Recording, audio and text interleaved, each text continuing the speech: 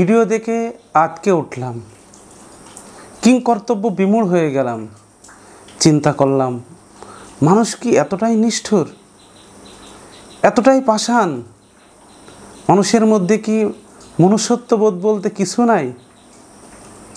বলছিলাম পুরানো ঢাকার একজন ভাঙড়ি ব্যবসায়ী সোহাগের কথা, যাকে গত বুধবার 9 জুলাই গত বুধবার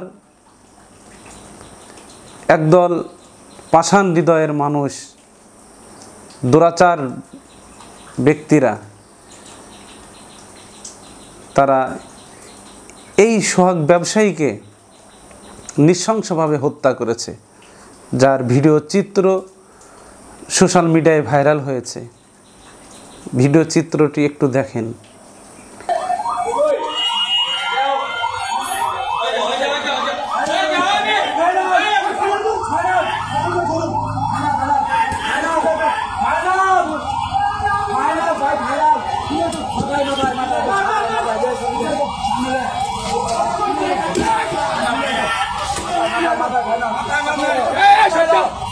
এই ভিডিও দেখে তো আমি হতবাক হয়ে গেলাম।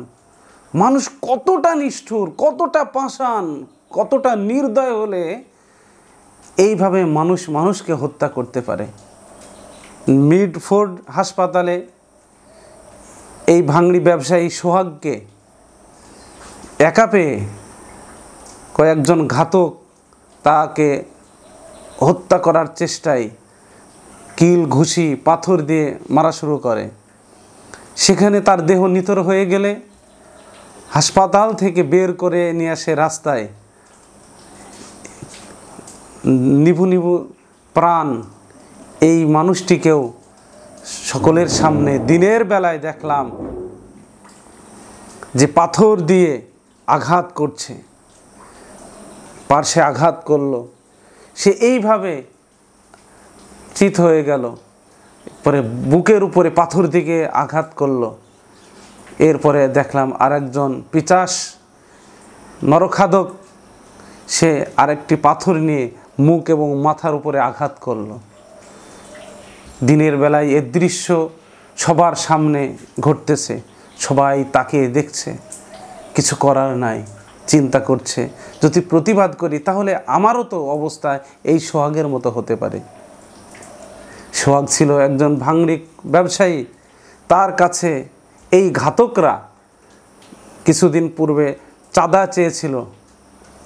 এই চাঁদার টাকা না দেওয়ায় তার আজ এই পরিণতি। এরা কি জবাব দিবে? আমরা জাতির কাছে কি জবাব দিব? কাল হাসরের ময়দানে কি অবস্থা হবে এই সকল নরখাদকদের, যারা সোহাগের সাথে এমন আচরণ করেছে? আল্লাহ তাআলা পবিত্র কোরআনুল কারীমের মধ্যে ইরশাদ করেন, ওমাই ইয়াকতুল মুমিনাম মুতাআম্মিদান ফাজাযাউহু জাহান্নামু খালিদান ফিহা ওয়া গাদাবাল্লাহু আলাইহি ওয়া লাআনাহু ওয়া আ'আদ্দা লাহু আযাবান আলীমা। আল্লাহ তাআলা বলেন, যে ব্যক্তি কোনো মুমিনকে ইচ্ছাকৃতভাবে অন্যায়ভাবে হত্যা করবে, ফাজাযাউহু জাহান্নাম, 1 নম্বর তার শাস্তি হলো জাহান্নাম। 2 নম্বর ওয়া গাদাবাল্লাহু আলাইহি, আল্লাহ তাআলা তার উপর ক্রোধান্বিত হয়ে যান, রাগান্বিত হয়ে যান। ওয়া লাআনাহু, 3 নম্বর আল্লাহ তাআলা তার উপর অভিশাপ দেন। 4 নম্বর ওয়া আ'আদ্দা লাহু আযাবান আলীমা, তার জন্য আল্লাহ তাআলা প্রস্তুত করে রেখেছেন যন্ত্রণাদায়ক শাস্তি। তাহলে কোরআনের এই আয়াত দ্বারা স্পষ্ট বোঝা যায়, কোনো মানুষকে অন্যায়ভাবে হত্যা করলে তার শাস্তি হলো জাহান্নাম, খালিদান ফিহা, যে জাহান্নামে সে দীর্ঘ সময় থাকবে, যে জাহান্নামের শাস্তি তার জন্য অপেক্ষা করছে। এই মানুষগুলি আল্লাহর কাছে কি জবাব দিবে, যারা সোহাগকে এভাবে হত্যা করলো? তার পরিবার এখন কোথায় যাবে, কোথায় ঠাঁই পাবে? কোরআনের অন্য আয়াত আল্লাহ তাআলা ইরশাদ করছেন,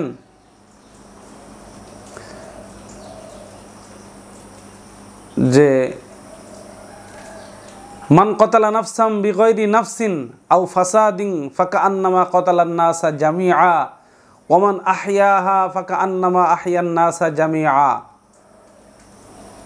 যদি কোনো ব্যক্তি অন্যায়ভাবে কোনো মানুষকে হত্যা করে অথবা জমিনে বিপর্যয় সৃষ্টি করে না এমন কোনো ব্যক্তিকে হত্যা করে, আল্লাহ তাআলা বলছেন সে কেমন যেন গোটা পৃথিবীর মানুষকে হত্যা করলো। একজনকে অন্যায়ভাবে হত্যা করা মানেই গোটা পৃথিবীর মানুষকে হত্যা করার গুনাহ। আর যে ব্যক্তি কোনো মানুষকে বাঁচিয়ে দিল, কেমন যেন সে গোটা পৃথিবীর মানুষকে বাঁচিয়ে দিল, রক্ষা করলো।